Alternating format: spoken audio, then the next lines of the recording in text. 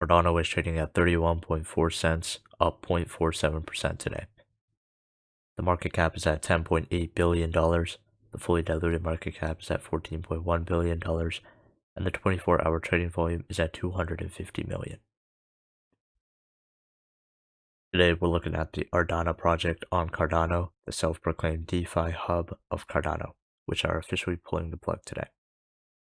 Their Twitter reads, "Hello Ardana community. Unfortunately, due to recent developments with regards to funding and project timeline uncertainty, the Ardana project has had come to a halt. Our code will remain open source for builders to continue our work going forward as they wish.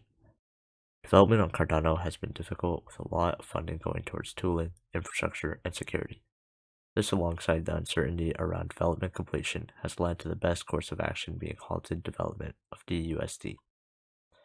Remaining funds and treasury balances, etc., will be held by Ardana Labs until another competent development team in the community comes forward to continue our work.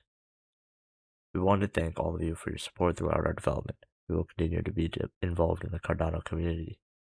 More updates surrounding our ongoing ISPO will be coming soon.